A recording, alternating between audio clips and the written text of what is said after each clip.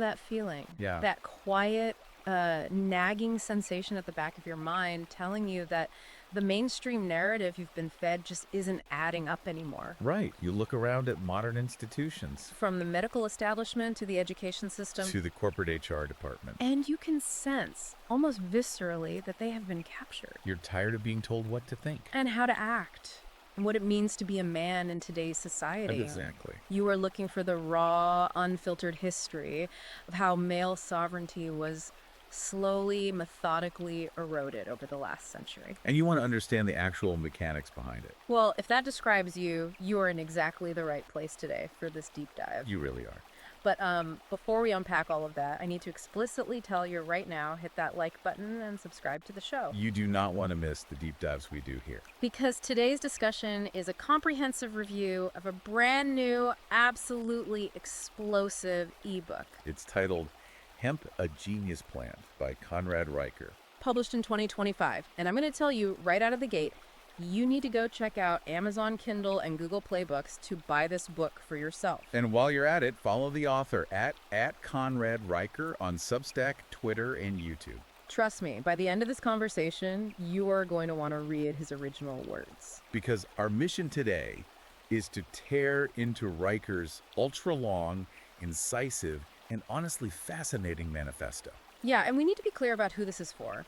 This is a book written specifically for a red-pilled, manosphere, men's rights activist, or MRA audience. That is exactly his target demographic. And Reicher's core argument is incredibly bold. He posits that the criminalization of hemp wasn't about public health at all. Not even close. He argues it was the first major step in a coordinated, century-long effort. First by corporatists? Right, and later by feminists and Marxists to capture Western institutions and fundamentally neuter male independence. It is a massive, sweeping thesis. It really is. And it's an incredibly ambitious framework. But before we really get into the weeds of this text, I think it's vital we set some ground rules for how we're going to approach it today. I agree completely. Because the source material we are looking at contains highly charged, political and gender-focused content. Specifically, very sharp critiques of left-wing ideology, modern feminism, and our current institutional structures. Right. So I want to make it crystal clear to you, the listener, that we, as your guides on this deep dive, are not taking sides. We are not here to endorse, validate, or debate the author's political viewpoints. Exactly. Instead, our job is to impartially report, analyze, and synthesize Reicher's thesis for you. We want to explore exactly why this specific perspective is resonating so deeply with a growing demographic of men who are actively seeking to reclaim their autonomy. We are treating this text as a cultural and historical artifact. We're going to examine its arguments, its data points, and its philosophical architecture. To understand exactly how Reicher views the world. I think that's the perfect way to frame it. So where does Reicher start? Well, he doesn't just launch into a dry historical lecture. Sure. He actually roots this entire massive manifesto in a very personal origin story. Which I found really compelling. Yeah, he talks about being 34 years old and suffering a severe back injury. A very common starting point for a lot of guys. Right. And like so many men who enter the modern medical system looking for a fix, he found himself quickly drowning in prescribed opioids. And the way he describes that experience is haunting. It is. He talks about losing his cognitive edge, losing his ability to sleep properly, snapping at his kids. Essentially, he felt his sovereignty, his ability to govern his own life and household slipping away from him. But the turning point for him comes when he tries full-spectrum hemp, grown by a master cultivator. And he describes this grower as a guy who understands the plant the way a master blacksmith understands steel. That distinction of full spectrum is actually crucial to his later arguments, so we should probably define it quickly for everyone listening. Yeah, we definitely should. When Reicher says full spectrum, he means utilizing the entire chemical profile of the plant. So the trace THC, the CBD, the terpenes, the flavonoids. All working together synergistically rather than just an isolated pharmaceutical-grade extraction. He's arguing for the raw, unadulterated biology of the plant. The plant as it grows out of the dirt, not something cooked up in a lab. Right. And Reicher claims that within days of using this full-spectrum hemp, the fog lifted. He explicitly states that his pain didn't magically vanish. He's not selling snake oil here. Exactly. But his relationship to the pain changed. He could face it. His thoughts sharpened. He felt like a sovereign man again, back in control of his own body. And that profound personal reclamation is what launched him into this massive research project in the first place. It's a really powerful narrative device, transitioning from his own lost physical sovereignty to the lost historical sovereignty of the American male. Because he argues the very foundation of the United States is deeply intertwined with hemp. Yet you will not find a single mention of this in a modern high school history book. He cites a 1765 diary entry from George Washington. Make the most of the Indian hemp seed. That's the quote. Now, Riker emphasizes that Washington wasn't writing this as some 1960s counterculture figure. He was a general, a farmer, a patriot. Right. At that time, hemp was a strategic military and industrial resource. The British Navy relied on it heavily for rigging and sails. I was reading that section and it blew my mind. He mentions Thomas Jefferson drafting the Declaration of Independence while wearing a hemp shirt. And Benjamin Franklin literally printing early American Bibles on hemp paper. And the Mayflower. The sails that brought the Pilgrims over were woven from hemp. Riker calls it the duct tape of early America. It was foundational. So from his perspective, the fact that this history is met with total silence today isn't just some accidental oversight. To Riker, it is an intentional erasure. By institutions that have systematically scrubbed traditional self-reliant manhood from education. He argues that modern schools don't teach boys how to plant, how to build, or how to fight. The things that actually built the civilization. Exactly. Instead, they teach boys to sit still, obey, and wait for permission from an authority figure.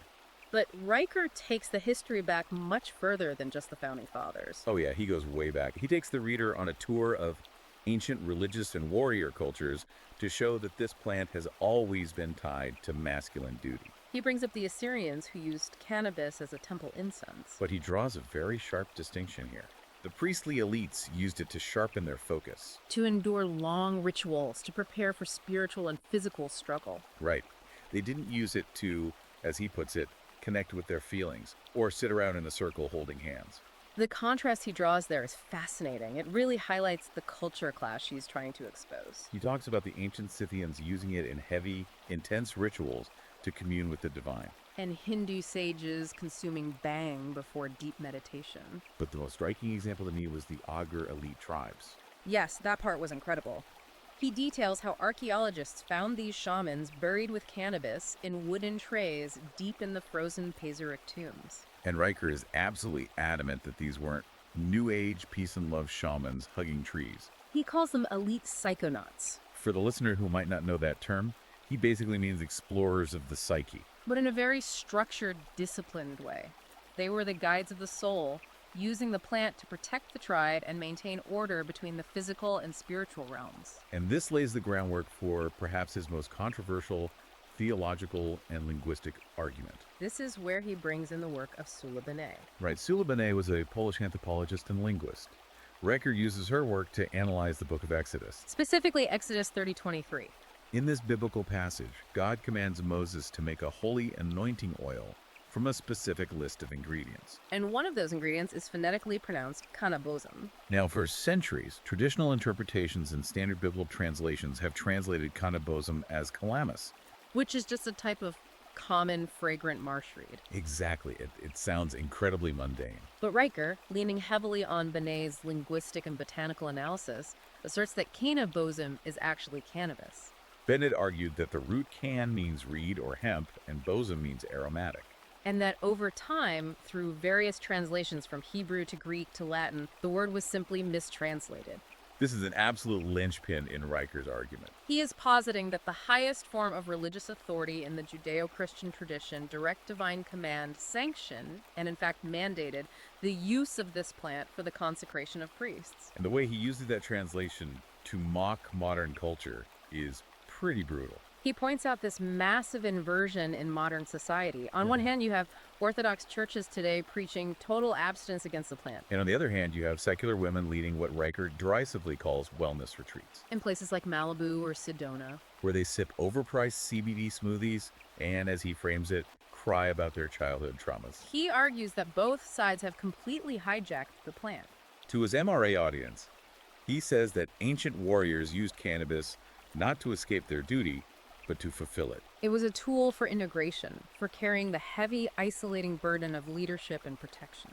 He looks at modern, highly commercialized wellness culture and sees it as emotionally indulgent. Completely stripped of all its historical masculine power. And this ties directly into his concept of gynocentric institutions. To understand why Riker is so angry, you have to understand how he defines this term. For Riker, a gynocentric institution is one that prioritizes emotional validation, safety, consensus, and compliance over autonomy, risk-taking, and biological reality. He views the suppression of hemp's warrior history as part of a broader, deliberate agenda to make men soft, reliant, and compliant.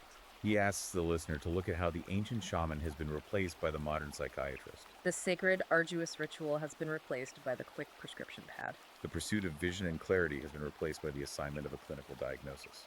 In Riker's view, this institutional shift is the root cause of why modern men feel broken and why, in his eyes, civilization is decaying.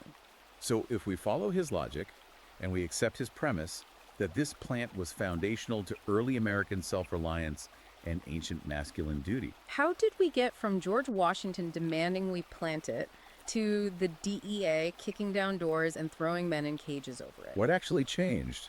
Exactly, because Riker argues it wasn't a sudden concern for public health.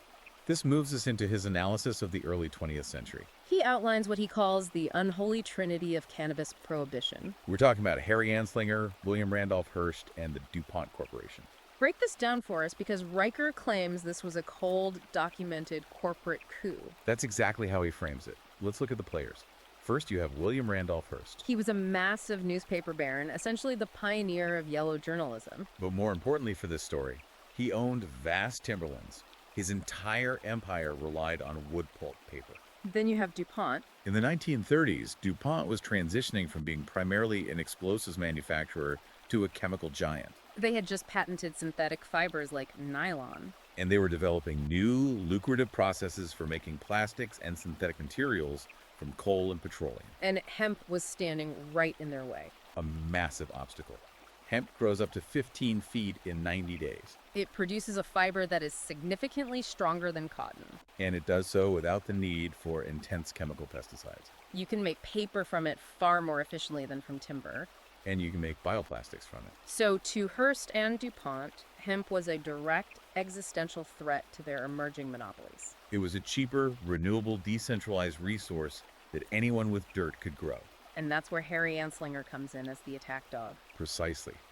Anslinger was the first commissioner of the Federal Bureau of Narcotics. He needed a crusade to justify his department's budget after alcohol prohibition ended. According to Riker, Anslinger became the bureaucratic enforcer of this corporate will.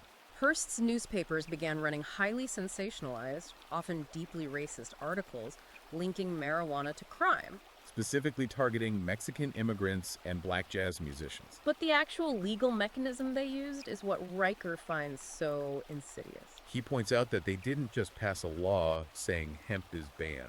Because they knew they couldn't justify that on safety grounds. Right. Riker delves into the mechanics of the 1937 Marijuana Tax Act. He calls it bureaucratic castration.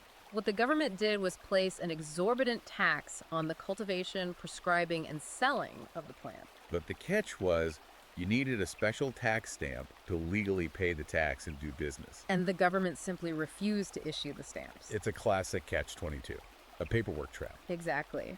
Overnight, self-reliant American farmers, men who had been growing this crop for generations to provide for their families, were transformed into federal felons. Riker highlights that the medical community actually fought this. He brings up Dr. William Woodward, who is the chief counsel for the American Medical Association. He went before Congress. He testified that cannabis had legitimate, long-standing medical uses and that this tax act would severely harm patients and doctors. But according to Riker, Woodward was entirely ignored because the legislative system was already captured. It was protecting DuPont's patents and Hearst's profits, not public health.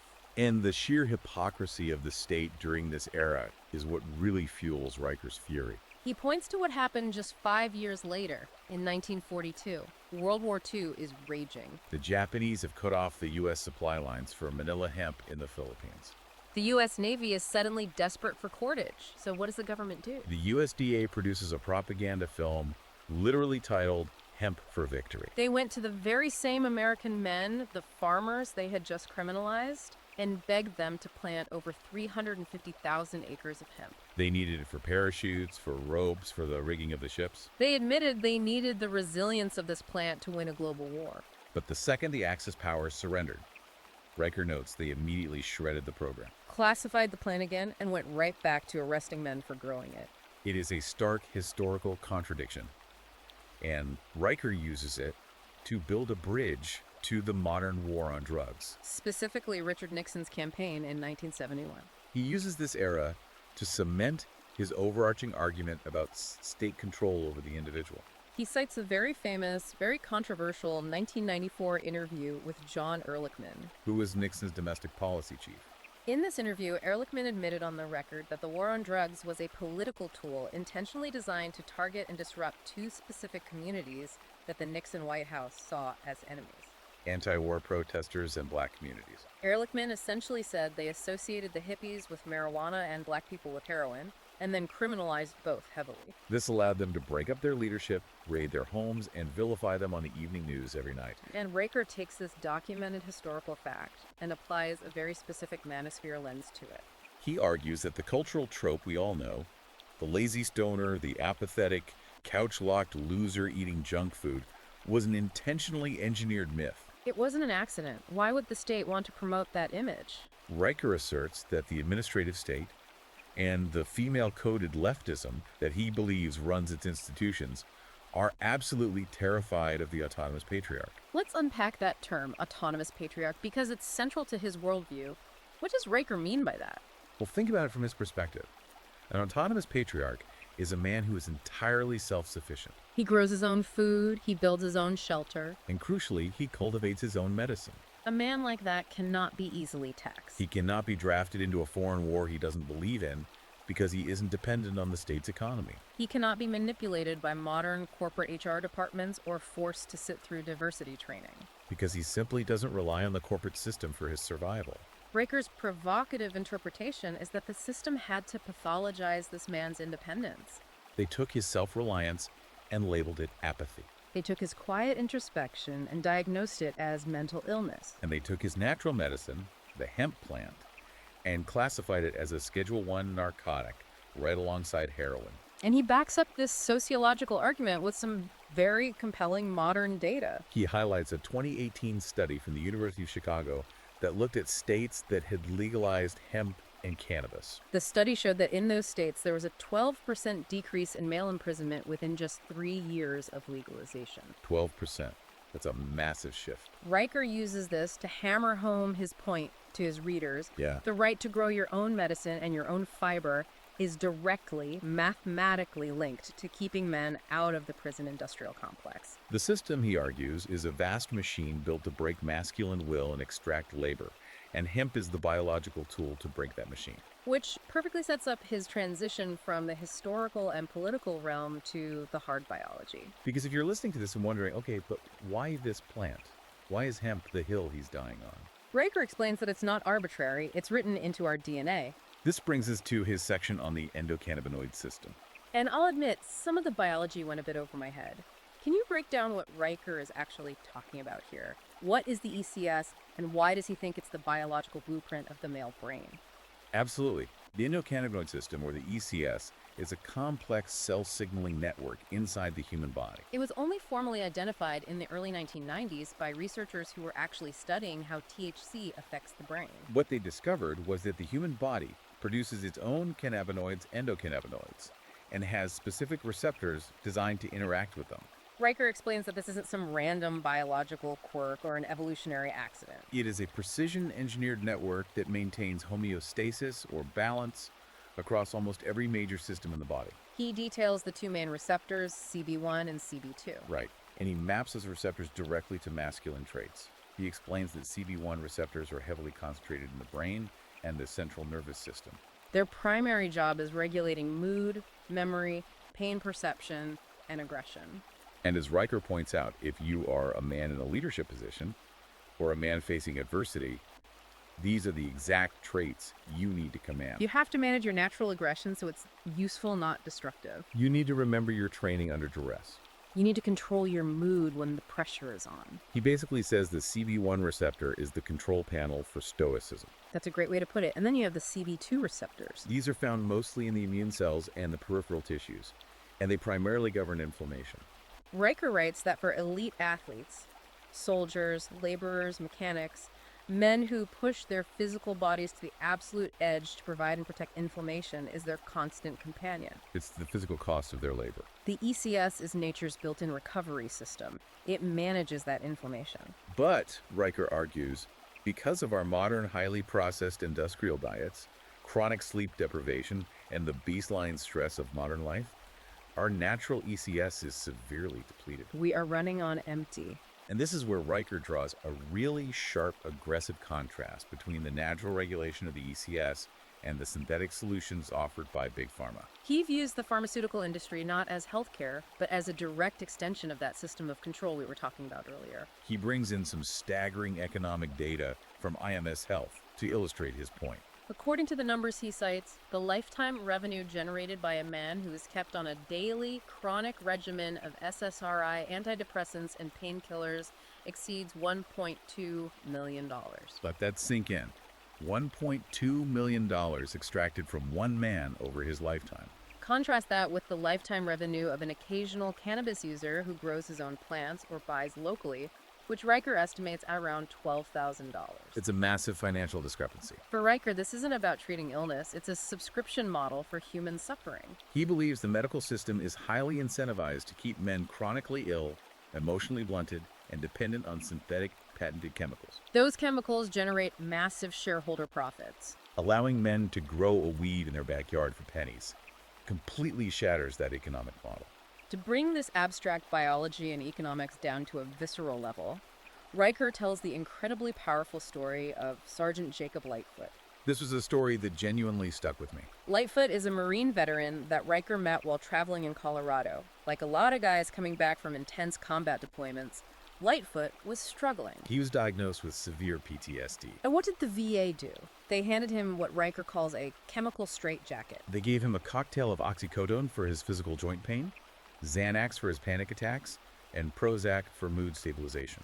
Riker describes how this pharmaceutical cocktail completely hollowed Lightfoot out. It didn't cure him, it just muted him. Within 2 years, this highly trained Marine lost his job, his marriage fell apart, he lost custody of his kids, and he nearly lost his life to the despair. He was just a ghost haunting his own house. It's a tragic, all too common trajectory, and according to Riker, out of pure desperation, Lightfoot finally tried a 1-to-1 THC to CBD tincture. For the listener, a 1-to-1 ratio means an equal balance of the psychoactive THC and the non-psychoactive anti-inflammatory CBD. It provides a balanced therapeutic effect without overwhelming intoxication. Riker is very quick to point out that Lightfoot didn't do this because it was trendy or because he wanted to get high and check out. He did it to survive. He did it to claw his way back to reality. And the results, Riker reports, are astounding. Within 6 months of using this full-spectrum plant medicine to regulate his ECS, Lightfoot was completely sober from the VA's pill cocktail. His mind cleared. He became present again. He fought a grueling battle in family court and actually won custody of his children back. Today, he runs a nonprofit dedicated to helping other combat veterans safely ditch Big Pharma and transition to plant medicine. Stories like Sergeant Lightfoot's are the emotional battering ram of Riker's argument regarding what he terms the feminization of medicine. This is easily one of the most controversial parts of his thesis. Riker claims that modern psychology and psychiatry have been entirely captured by a gynocentric ideology. He argues that this ideology has systematically pathologized natural male behavior. Traits like male stoicism, risk-taking, physical resilience, and even natural aggression are no longer viewed as necessary components of the human ecosystem. Instead, they are diagnosed as disorders. They are labeled as toxic masculinity that needs to be medicated away. To support this massive claim, Riker leans heavily on the work of Dr. Peter Breggin. Breggin is a well-known, often controversial psychiatrist who has spent decades testifying against his own profession regarding the dangers of psychiatric drugs. Raker cites Bregan's research, which he claims is frequently suppressed by medical journals, suggesting that SSRI's common antidepressants actually increase the rates of violence, agitation, and suicide in young men. Bregan argues that these drugs can cause a state of akathisia, a severe inner restlessness that can drive men to erratic behavior, Furthermore, Riker points to a deeply concerning 2021 Harvard study. showing that men who are placed on long-term opioid prescriptions have a 68% higher suicide rate compared to the general population. 68%. It's a staggering figure. Riker uses this data to point out a glaring systemic hypocrisy. He says, imagine a man walks into a modern doctor's office. He's stressed, he's overworked, he's dealing with the immense pressure of providing for a family in a terrible economy. He has a 5-minute chat with a physician, and the doctor hands him a prescription for Zoloft. Society calls that treatment. The man is praised for seeking help and being responsible. But if that exact same man, facing the exact same stress, decides to use cannabis, a plant that Riker argues naturally downregulates the amygdala, quiets the brain's fear center, and helps balance his nervous system without turning him into an emotional zombie. Society shames him. The medical establishment slaps a label on him. They call him an addict. They say he is dangerously self-medicating. Riker looks at this double standard and says, this isn't medical advice. This is ideological warfare. He believes the system fundamentally wants men flattened, dull, and compliant, taking their daily pills, rather than sharp, integrated, and sovereign, managing their own biology. Which naturally leads us to ask, if the plant is this powerful biologically, what happens when you apply it industrially? Having established the internal biological importance of the plant, Riker zooms out to examine the macroeconomics. This is where he looks at the global empire of hemp and what he calls the ongoing corporate coup. He cites data from Grandview Research, a major market research firm, Projecting that the global hemp market will reach $28 billion by the year 2030. But Riker argues that $28 billion is a joke. It's just scratching the surface. The real number, if the plant were truly unleashed, is in the trillions. Because industrial hemp represents a direct disruptive threat to the most foundational global industries on Earth. Big oil, industrial cotton, concrete, plastics, and the synthetic fertilizer industry. The examples he gives in this section are just mind-blowing. I had no idea about half of this. He talks about how in 2023, the country of France built 68 social housing units in the city of Lyon entirely out of a material called hempcrete. Real quick for the audience, what exactly is hempcrete? Because it's not just concrete with some leaves thrown in, right? Not at all. Hempcrete is a biocomposite material. It's made by taking the woody inner core of the hemp stalk, called the hurd, and mixing it with water and a lime-based binder. The resulting material is incredibly lightweight but structurally robust. But the magic is in its cellular structure. Unlike traditional concrete, which is dense and traps moisture, hempcrete remains breathable. It regulates the humidity inside a building naturally. It doesn't crack under stress the way concrete does because it has slight flexibility. And most amazingly, because of the chemical reaction with the lime, hempcrete literally absorbs carbon dioxide out of the air and petrifies it as it cures. It is a carbon-negative building material. That is insane. So you're telling me we could be building houses that clean the air and we're just not? Riker notes that the Lion project resulted in a 70% drop in energy use for those buildings. No massive government subsidies required, no green energy gimmicks, just pure applied physics. And it's not just housing. He looks at aerospace. He points out that the FAA has already certified certain hemp-based composites for use in aircraft interiors. Aviation giants like Boeing and Airbus are actively looking at these materials to cut the weight of their planes, which dramatically reduces fuel emissions. He also talks about hemp bioplastics. These are materials that are structurally stronger than petroleum-based plastics, but if you throw them in a landfill, they decompose in months, not millennia. But here's the catch, and this is where Riker's conspiratorial view comes back into play. He argues that big oil lobbies relentlessly to keep these technologies restricted and underfunded. Because their entire trillion-dollar business model relies on permanent pollution and single-use waste. And the suppression isn't just happening in manufacturing, it's happening in the dirt itself. This is where Riker introduces the concept of agricultural control. He unearths a 1998 internal memo from the agrochemical giant Monsanto, which is now owned by Bayer. In this memo, Monsanto executives referred to industrial hemp as a weed that must be contained. Now, why would a massive chemical company be terrified of a plant? Riker explains the modern cycle of agricultural dependency.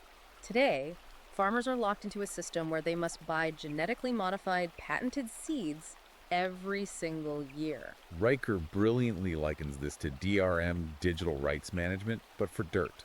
You don't own the seed, you rent the right to grow it. Furthermore, to grow those proprietary seeds, farmers must also buy the specific synthetic fertilizers and the chemical pesticides, like Roundup, that the seed requires. It is an inescapable financial loop. And hemp just subverts that entire paradigm. Entirely. Hemp has a deep taproot that breaks up compacted soil and prevents erosion. It grows so fast and so dense that it naturally suppresses weeds, eliminating the need for toxic herbicides like glyphosate. It doesn't require massive amounts of synthetic, petroleum-based fertilizers. In fact, it actually repairs damaged soil through phytoremediation, pulling heavy metals out of the earth. Riker views the act of a man growing a field of hemp as the ultimate act of botanical disobedience, because it completely severs the farmer's reliance on the corporate chemical supply chain. But, as Riker details, the system fought back. And they did it in a very sneaky way. A lot of people listening to this probably remember the 2018 Farm Bill. It made a lot of headlines. The media touted it as this huge victory that finally legalized hemp in the United States. But Riker calls the 2018 Farm Bill a leash. Yes, the bill legally differentiated hemp from marijuana, but it imposed a strict, entirely arbitrary legal limit of 0.3% THC on the plant. If the plant tests at 0.4%, it is legally considered marijuana, a Schedule I drug, and must be destroyed. Riker argues this incredibly low ceiling was lobbied for by corporate interests to ensure that the plant cannot be utilized to its full, robust potential for full-scale medicine or high-yield industrial fiber. To illustrate the absolute cruelty of this bureaucratic regulation, he shares the heartbreaking story of Joe Kowalski, a third-generation independent farmer in Kentucky. That story is enraging. It really is. Joe took a massive risk and planted 42 acres of industrial hemp, hoping to save his family farm. He invested his life savings. But when the state inspectors came to test his crop right before harvest, it came back at 0.32% THC. That is 0.02% over the legal limit. A margin so infinitesimally small that it falls within the standard error rate of most calibration testing labs. It's essentially a rounding error. Yeah. But the state regulators didn't care. The law is the law. They ordered heavily armed police to oversee Joe as he was forced to set fire to his own fields and burn his entire crop. He lost $420,000 in a single afternoon. Riker looks at that and says, "This isn't farming, it's fake farming." It's a humiliating ritual of rules designed not to guard public safety, but to protect corporate monopolies and bankrupt independent men who try to step outside the system. And Riker contrasts this localized bureaucratic sabotage of American farmers with a stark geopolitical reality. He points out a glaring strategic failure.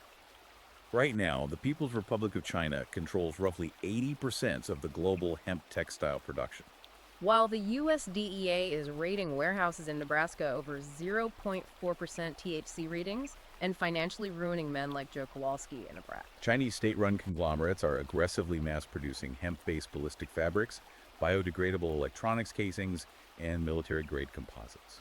Riker frames this not just as a domestic economic imbalance, but as a severe national security crisis engineered by our own domestic bureaucratic cowardice. We are legislating ourselves into a strategic disadvantage. Riker doesn't pull any punches when he compares the men actually doing the work with the activists who are just making noise. He takes a very controversial stance here, taking aim at the modern, mainstream environmental movement. He looks at a figure like Willie Nelson. Now, Willie is 90 years old, and he is pushing the Texas Hemp Initiative. He co-founded Farm Aid decades ago to rescue the independent men who actually feed the nation. Willie's initiative is about pragmatic, gritty action saving family farms and planting a crop that can sequester up to 10 tons of CO2 per acre. Riker sharply contrasts this dirt under the fingernails action with what he views as the performative environmentalism of the modern left. He absolutely blasts climate activists who fly to global summits in private jets, who mandate corporate DEI seminars while ignoring the working class men managing the land, and who push massive industrial soy diets that are directly linked to the deforestation of the Amazon. For Riker, real environmentalism isn't about carbon taxes or feeling guilty. It's about masculine production. It's about planting crops that actually fix the soil and build the houses. This critique of performative culture and societal expectations brings us to the final and perhaps most philosophically dense section of his manifesto, the myth of toxic masculinity and reclaiming fatherhood. Having established the deep history, the biology, and the macroeconomics, Riker tackles the cultural narrative head-on. He traces the origin of the term toxic masculinity. Most people don't know this, but the term was actually coined in 1991 by a man named Shepard Bliss. Bliss was a former military man turned academic who was involved in the mythopoetic men's movement. He was trying to describe a very specific, unhealthy, militarized detachment from emotion, what he called toxic traits, to distinguish them from deep or healthy masculinity. So it actually started as a term meant to help men. Exactly. But Riker argues that this specific nuanced term was completely hijacked by postmodern academics. He specifically calls out gender theorists like Judith Butler. According to Riker, the academic left mutated the term into a cudgel. They stripped it of its original meaning and used it to deconstruct gender entirely, erasing biological imperative. Riker claims they use toxic masculinity to shame men for their natural biological instincts, the drive for ambition, the capacity for physical strength, the utility of stoicism, and the desire for leadership. But Riker doesn't just sit there and complain about it. He offers a practical framework for his readers. He calls it the Red Pill Protocol for Smart Cannabis Use. And this is where he surprised me, because he argues that cannabis is absolutely not an excuse to check out of reality, sit on the couch, and play video games. To Riker, it is a tool for mastery. He grounds this protocol in the ancient Aristotelian concept of enkritheia. For the audience, enkritheia roughly translates to self-mastery or self-control. It's the philosophical idea that a man's reason should guide his desires rather than seeking to completely kill those desires or be ruled by them. It's about integration, not abstinence or hedonism. Exactly. Riker advocates for treating cannabis use like a performance metric. He tells the man reading his book to track their use meticulously, treating their biology like a science experiment. He recommends using specific data tracking apps like StrainPrint. He actually shares his own personal data in the book, showing how tracking his exact dosage, the specific terpene profiles, and the timing of his use led to a 41% quantified reduction in his baseline anxiety. It improved his hyperfocus during periods of deep work, and it completely fixed his sleep architecture, allowing him to achieve deep REM sleep. The protocol is about using the plant tactically to manage stress and stay razor sharp. As he writes, a man doesn't run from temptation or stress, he manages it. This concept of disciplined self-mastery is completely at odds with how mainstream society and the media portray the male cannabis user. And Riker highlights the glaring, often absurd double standards in parenting and pop culture to prove his point. He asks the reader to look at the cultural icon of James Bond. Across 24 official films, James Bond is depicted consuming roughly 109 alcoholic cocktails, usually martinis. He is celebrated globally as the absolute pinnacle of suave, sophisticated, competent masculinity. Alcohol, a substance that acts as a neurotoxin and kills millions of people globally every year, is framed by Hollywood as a symbol of elegance and control. But then look at the other side of the coin. Riker points to the absolute moral panic that ensued a few years ago when Elon Musk took a single mild puff of a joint on the Joe Rogan podcast. The reaction was hysterical. The media went into a frenzy. Pundits on financial networks questioned his mental stability. Investors panicked, questioning his fitness to lead. And this was despite the objective fact that he was simultaneously running multiple billion-dollar bleeding-edge tech companies, launching rockets into space, and building electric cars. Riker uses this juxtaposition to illustrate how the culture eagerly romanticizes a toxic, physically destructive substance when it's packaged correctly by the establishment. But hysterically demonizes a natural plant that fosters introspection and independent thought. It's a profound double standard, and Riker argues it has real devastating consequences for men, particularly fathers. This is where he looks overseas for a model of sanity. He unpacks the Dutch policy known as gedoogdbeleid, which was established way back in 1976. The Netherlands took a very pragmatic, almost Aristotelian approach. They officially separated cannabis from hard drugs. They regulate it, they tax it, and culturally, they treat it essentially like alcohol. And the sociological data Riker cites from this experiment is compelling. According to Eurobarometer data, Dutch parents are 43% less likely to report severe family conflict over substance use compared to American parents. But more importantly, for Riker's MRA audience, the Dutch Child Protection Council, the Quinbestemming, operates on logic, not hysteria. They do not rip children away from their parents simply because a father has a cannabis plant in his greenhouse or uses it in the evening. They only intervene if there is objective, evidence-based proof of impairment, abuse, or neglect. Which is a stark contrast to what happens here in the States. This is where Riker delivers his absolute harshest, most vitriolic critique of the United States legal system. He cares into the U.S. family courts and prohibitionist lobbying organizations like Mothers Against Pot. Riker sees these entities not as protectors of children, but as brutal enforcers of state control. He argues that the family court system is highly female-coded, biased, and routinely weaponized by ex-wives and aggressive divorce lawyers. They use the stigma of cannabis to separate fathers from their children, terminating parental rights over the use of what is essentially a botanical supplement. In Riker's view, the state is terrified of the autonomous father. A man who grows his own food, who treats his family's ailments with plants he cultivated himself, and who teaches his sons to think independently of the school system. Such a man cannot be controlled. Therefore, Riker argues, the state uses the manufactured moral panic generated by groups like Mothers Against Pot to legally neuter him. Strip him of his progeny and maintain a strict monopoly on child rearing. He writes that these prohibitionist organizations don't actually care about the welfare of kids, they care about supremacy and compliance. He says they operate like ideological drones, endlessly repeating sanitized slogans about public health, while simultaneously cheering for militarized SWAT teams to raid the homes of men who are simply trying to provide for and heal their families. It is a very dark, very intense, and highly adversarial view of the legal system. But for the men reading this book, men who may have been through the absolute meat grinder of family court, men who have lost their savings or their kids to this system, it is a perspective that resonates to their very core. It validates their lived experience. It gives them a framework to understand their pain, which brings us to the culmination of this massive work. If we are to step back and summarize the incredible breadth of Conrad Riker's thesis in Hemp, a Genius Plan, it is this. Hemp is not merely a drug to get high, nor is it just an agricultural commodity to make paper. In Riker's framework, hemp is a foundational human technology. And more importantly, for the modern man, it is the ultimate tangible symbol of male sovereignty. According to Riker, the simple act of putting a seed in the dirt, understanding its biology, and using it responsibly to govern your own mind and body is an act of decentralized biological rebellion. It is a total rejection of a captured, gynocentric administrative state that actively profits from male sickness, emotional fragility, and lifelong pharmaceutical dependency. He is telling his readers that they have been lied to for a century, that their historical inheritance has been stolen by corporate greed, and that the path to reclaiming their strength is literally growing right there in the dirt. It is, in essence, an agricultural and biological revolution. He's calling for a return to the soil to fix the soul.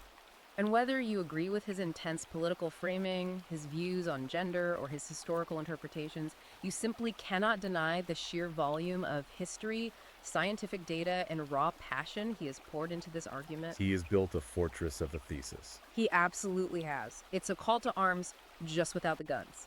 And that is why I am reminding you right now, if you want to understand the cultural shifts happening right under our noses, if you want to know what the men who are checking out of the mainstream system are actually reading and thinking, you need to engage with this material. You really do. Please hit the like button and subscribe to this deep dive so we can keep bringing you these intense, unfiltered breakdowns of the books shaping our culture. But more importantly, you need to go buy Hemp, a Genius Plant by Conrad Riker. It is available right now on Amazon Kindle and Google Play Books. If you want more of these unapologetic essays exploring the intersection of men, nature, and freedom, you must follow the author at Conrad Riker on Substack, as well as on Twitter and YouTube. He's building a massive community there that is deeply engaged with these ideas, and you'll want to be part of that conversation. As we wrap up this deep dive today, I want to leave you, the listener, with a final, lingering question to mull over on your own time. We've explored Riker's intense views on history, the biology of the male brain, and the mechanisms of state control. But let's take a step back from the politics for a second and just consider the sheer objective utility of the plant itself. If a single plant, requiring nothing but basic dirt, water, and sunlight, can theoretically provide our medicine, our fuel, our housing, and our clothing, how much of our modern political and economic system is actually built on solving human problems? and how much is simply an artificial cage carefully built over a century to manufacture our dependency? That is the question you need to be asking yourself. Thanks for joining us on this deep dive. We'll see you next time.